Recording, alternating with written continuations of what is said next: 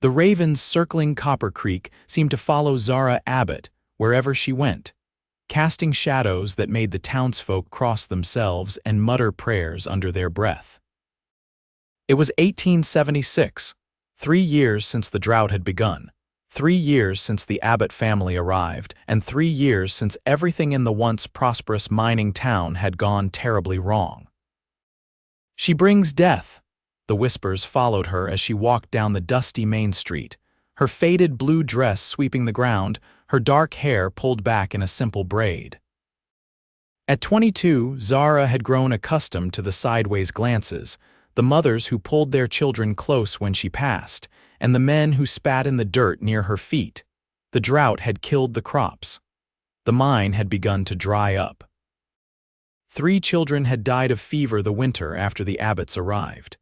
And somehow, in the minds of the superstitious townsfolk, it was all connected to the quiet, dark-eyed woman who kept to herself in the small cabin at the edge of town. "You best be quick about your business, Miss Abbott," Mr. Fulton, the general store owner, said tersely as he wrapped the small amount of flour and sugar she'd purchased. "Storm's coming." Zara nodded, not bothering to point out that a storm would be a blessing for the parched land. No one wanted to hear her voice anyway. They said it carried curses. "Those supplies won't last you a week," a deep voice said from behind her. Zara turned to see a man she'd never met before, leaning against the doorframe. Tall and broad-shouldered, with sun-bronzed skin and eyes the color of a summer sky. He wore trail-worn clothes, a dusty Stetson, and a gun belt that had seen its share of use. "I make do," she answered softly, tucking the parcels into her basket.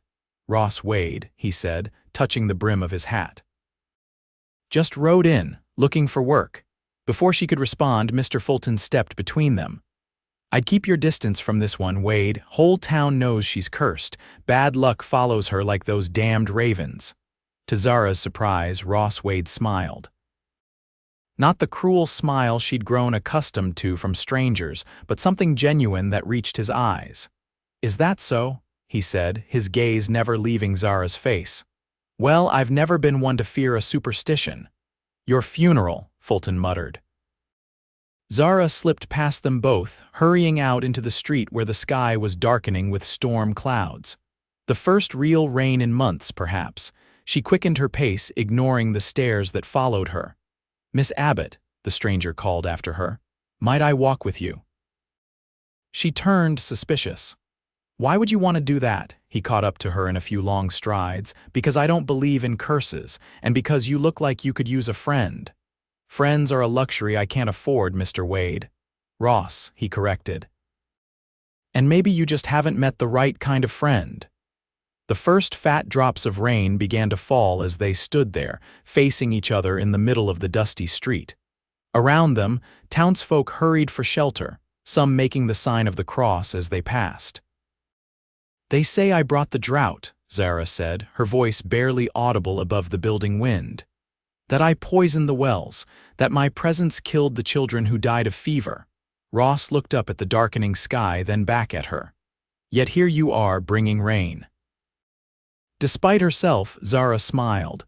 It felt strange on her face, like a forgotten skill. "Where are you staying?" she asked as the rain began to fall harder. "Nowhere yet, just arrived." Lightning flashed, followed quickly by a crack of thunder that made the horses tied along the street whinny in alarm. "My cabin isn't far," she said, surprising herself with the offer. "It's not much, but it's dry." Ross Wade grinned, rain already soaking through his hat. "Lead the way, Miss Abbott." The storm grew fierce as they made their way to Zara's small cabin on the outskirts of town. The modest structure sat alone, set apart from the other homes by a wide stretch of dried creek bed and withered grass. Inside, it was neat but sparse, a table with 2 chairs, a small stove, a narrow bed in the corner behind a thin curtain. "It's not much," Zara said as she lit a lamp, "but it keeps out the rain." Ross removed his hat, water dripping onto the wooden floor. "It's more than many have." "You live here alone." "My father died last winter," she said simply, taking his coat and hanging it near the stove to dry. "Pneumonia." "I'm sorry," he said, and she believed he meant it. No other family, just me. She busied herself with the stove, adding small pieces of precious firewood. The town was relieved when he passed, one less Abbott to worry about. Ross's expression darkened. How long has this been going on, this nonsense about you being cursed, since we arrived, 3 years ago? She didn't look at him as she spoke. It was a dry spring when we came. Then the creek dried up, the crops failed, people needed something to blame, so they chose you, she nodded. I was different, quiet. My father was a scholar, not a farmer or miner. We kept to ourselves. She paused. And then there were the ravens. The ravens. They've always been drawn to me since I was a child. My father said it was because I had a kind soul. She gave a humorless laugh. The town decided it was because I was a witch. Outside, the rain fell in sheets, drumming on the roof. Thunder rolled across the valley. Why stay? Ross asked, sitting at the small table. Why not leave this place? Where would I go? This cabin is all I have. And she hesitated. This was my mother's hometown. She's buried here. I can't leave her. Ross nodded, understanding in his eyes. Family ties run deep. What brings you to Copper Creek, Mr. Wade? There's not much work to be had these days. Ross, he reminded her gently. I go where the wind takes me. Was a ranch hand down south until the owner sold out. Heard there might be work at the Peterson place. Old man Peterson died 2 months ago, Zara said. His son runs it now, not a kind man. I've worked for worse, I imagine. He studied her face in the lamplight. How do you survive out here if they won't give you work? I grow what I can. Trade herbs and remedies sometimes to those desperate enough to risk the curse. Some leave food on my doorstep at night, guilt or pity, I'm not sure which. Remedies? You're a healer, she shrugged. My mother taught me. Plants, tinctures, poultices. Nothing special, but it helps when the doctor's not around or too expensive. Ross's face lit up with a sudden smile. No wonder they think you're a witch. A woman with knowledge is dangerous in these parts. Despite herself, Zara laughed a sound so foreign to her own ears that it startled her. I suppose you're right. They talked as the storm raged on, Ross telling stories of his travels across the Western Territories, Zara listening with growing interest. He had a way of painting pictures with words that made her feel as though she'd seen the mountains of Montana and the deserts of New Mexico with her own eyes. As night fell, she offered him the bed while she would take the floor, but he refused. I've slept under the stars more nights than I can count, he insisted. The floor is luxury compared to some places. Zara awoke at dawn to find Ross already up, stoking the fire in the stove. Hope you don't mind, he said when he noticed her watching. Thought I'd make myself useful. You didn't have to do that, wanted to. He gestured to the window. Storms passed, but it left its mark. Zara went to the window and gasped. The dried creek bed that had been empty for years was now flowing with water. Not a torrent, but a steady stream that caught the morning light like liquid silver. It's a sign, she whispered. That your curse is broken? Ross asked with a hint of teasing. She turned to him, her expression serious. That something's changed. Ross left after breakfast, promising to return after he'd inquired about work at the Peterson ranch. Zara spent the morning in her small garden, checking which plants had survived the drought and might respond to the rainfall. The familiar ravens circled overhead, occasionally landing nearby to watch her work. You don't scare me, she told them softly. You never did. By midday, the sun had dried the mud from the road, and Zara decided to venture into town. She needed to replace her dwindling supply of medicinal herbs, and there were certain ones that grew only along the ridge behind the church. It was a risk the townspeople would be out after the rain, but necessary. As she approached the main street, she noticed a crowd gathered outside the saloon. In the center stood Ross, facing down a man Zara recognized as Thomas Peterson, the ranch owner's son. I offered fair wages for honest work, Peterson was saying, his voice carrying across the suddenly quiet street. But I won't have a man who consorts with witches on my property. Interesting choice of words, Ross replied calmly. Where I come from, we judge people by their actions, not by rumors spread by frightened men. Peterson's face reddened. "You calling me a coward, stranger? I'm calling you a fool," Ross said.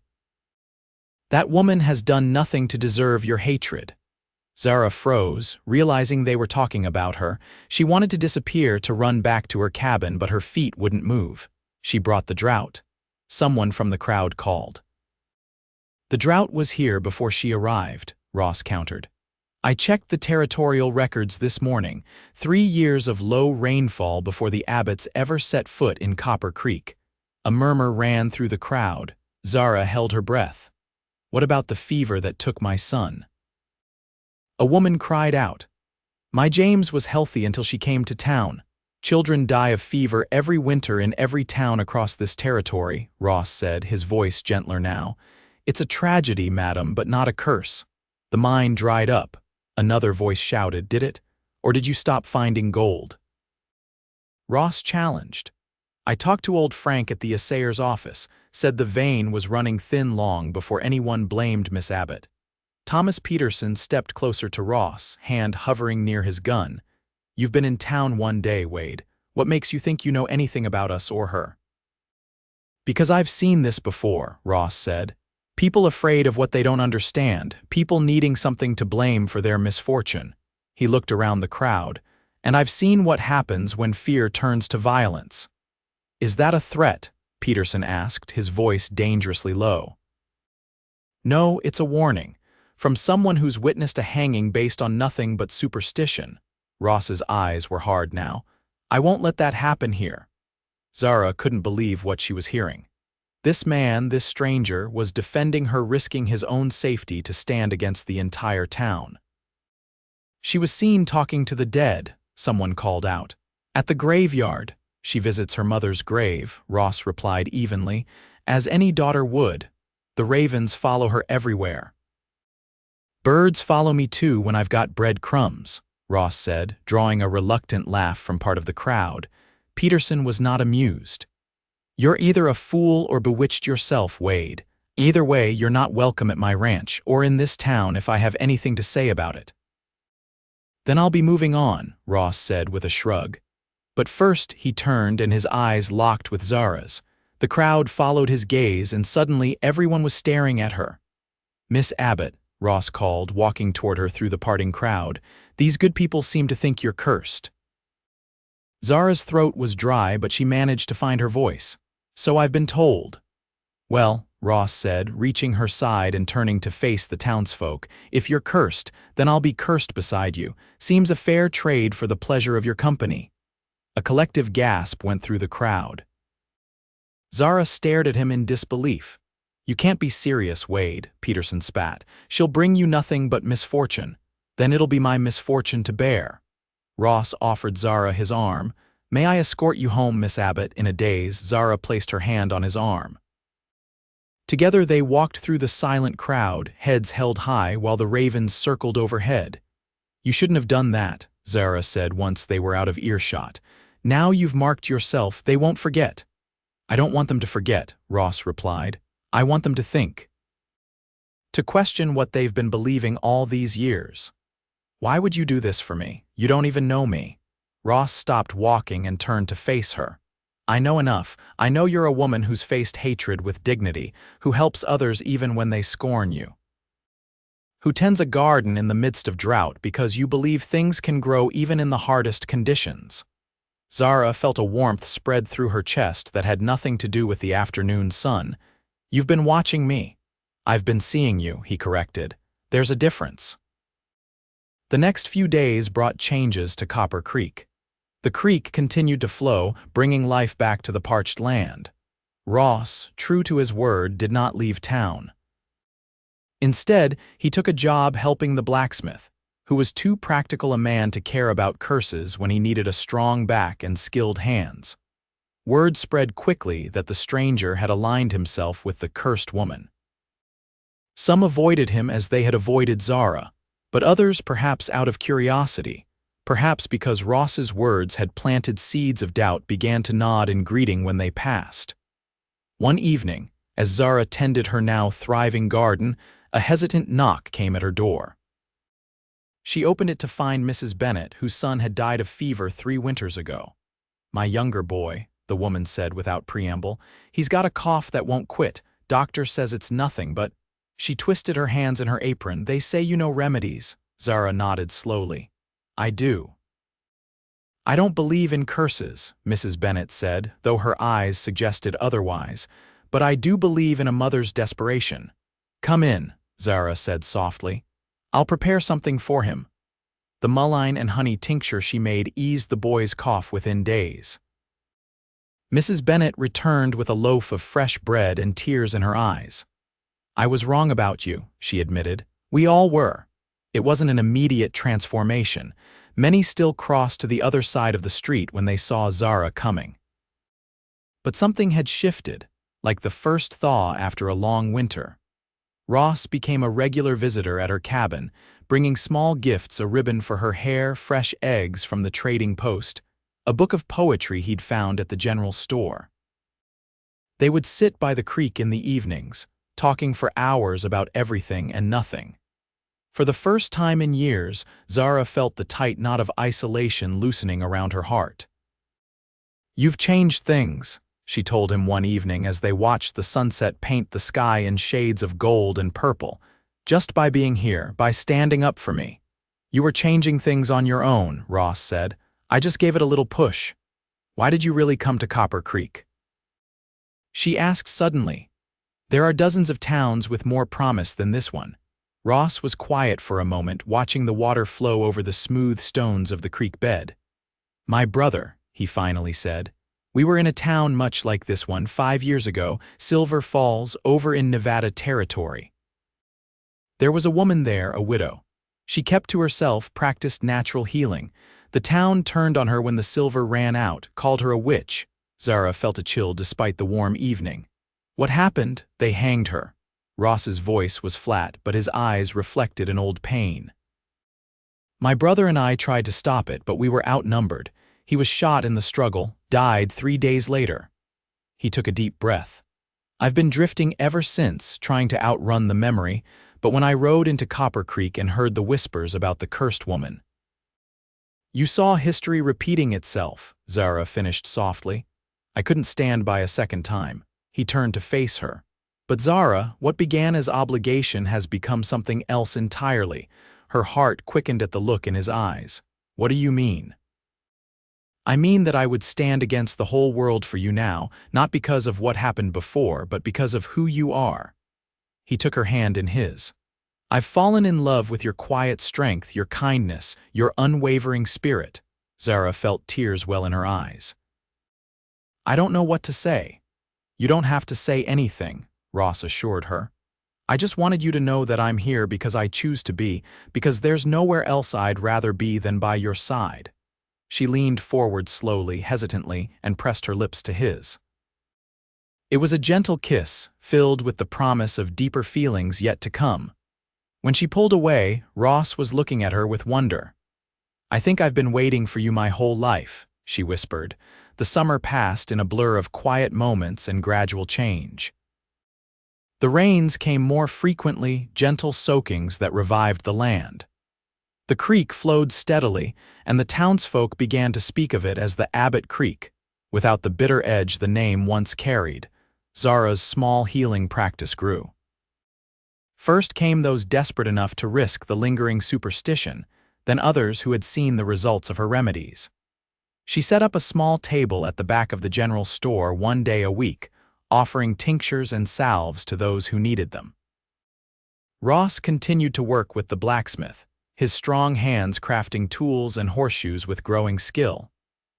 In the evenings, he would come to Zara's cabin, sometimes bringing supplies or small luxuries, always bringing stories and laughter. They were sitting on her porch one evening in late August when Sheriff Miller rode up, his face grim. Miss Abbott, he said, nodding stiffly. Wade. Evening, Sheriff, Ross replied. Something we can help you with. There's sickness at the Peterson ranch, the sheriff said. 3 of the hands down with fever. The boy, 2 Thomas's son, doctor's been, but... He cleared his throat. Mrs. Peterson asked if Miss Abbott might come, said she'd heard about the Bennett boy. Zara exchanged a startled look with Ross. The Petersons had been among her most vocal accusers. "I'll come," she said, rising to her feet. "Let me gather my things." The Peterson Ranch was the largest property in the county, a sprawling operation with dozens of hands and a large main house. As they approached, Zara saw Thomas Peterson waiting on the porch, his face drawn with worry. "I didn't think you'd come," he said bluntly when they dismounted. "I go where I'm needed," Zara replied simply. Peterson's eyes shifted to Ross.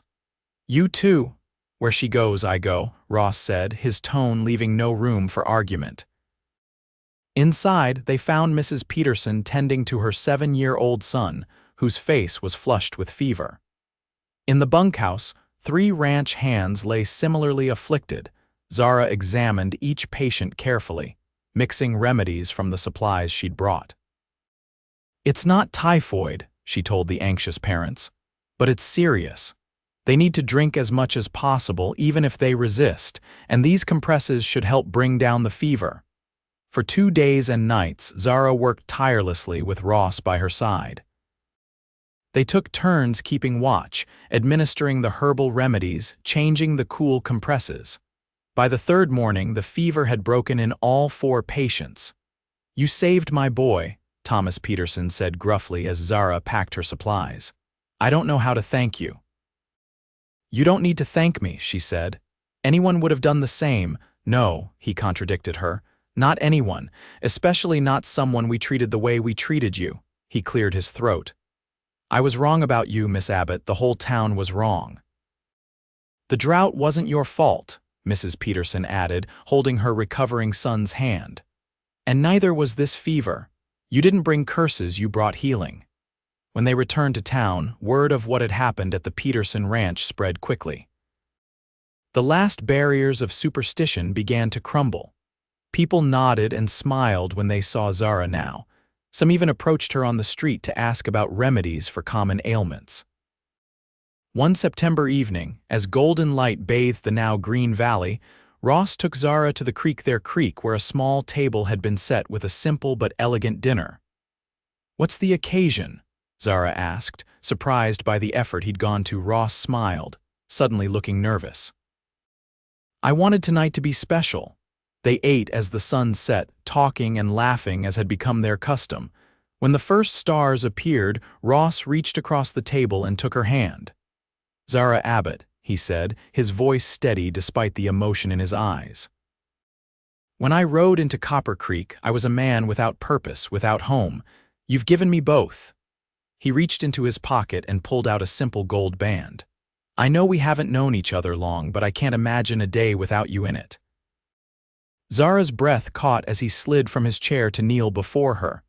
"Would you do me the honor of becoming my wife?" he asked. "Of building a life with me here where the creek flows and the ravens fly?" Tears filled her eyes. "Yes," she whispered. 1,000 times yes." They were married in October when the cottonwoods were turning gold along the creek banks. The whole town attended, even those who had once called Zara cursed. Mrs. Bennett baked the wedding cake. Sheriff Miller gave the bride away. Thomas Peterson offered Ross a partnership in a new venture, a horse breeding operation on a piece of the Peterson land near the creek. "A wedding gift," he said, "and an apology." As they stood together under an archway of autumn flowers, the ravens circled overhead, not as harbingers of doom but as witnesses to a new beginning. When the minister pronounced them husband and wife, a cheer went up from the gathered townsfolk. "Mrs. Wade," Ross whispered as he led her away from the celebration. "How does it sound?" "Like the beginning of a wonderful story," Zara replied, her heart fuller than she'd ever dreamed possible. They built their home near the creek, a sturdy cabin with wide windows and a large garden where Zara grew her healing herbs. Ross's horse business flourished, bringing new life and commerce to Copper Creek. Within a year, Zara opened a proper apothecary in town, where she dispensed remedies and advice to a steady stream of grateful customers. The drought became a distant memory as regular rains blessed the valley. The old mine reopened under new management, yielding enough copper to keep the town afloat. Children played along the banks of Abbott Creek, telling each other stories about the beautiful healer who had once been called a witch. And if ravens still followed Zara as she moved through her days, no one thought it strange anymore. They were simply part of the woman who had taught them all that curses could become blessings in the hands of those brave enough to believe in second chances. 2 years after their wedding, on a spring morning when the wildflowers carpeted the hills, Zara placed Ross's hand on her growing belly. "A new life," she said softly, "one born of love, not fear." Ross's eyes shone with joy as he held her close. "Our greatest blessing yet." Around them, the ravens circled in a dance as old as time, guardians now of a family and a town that had learned to see with new eyes, to recognize that sometimes what appears to be a curse is simply a gift waiting to be understood.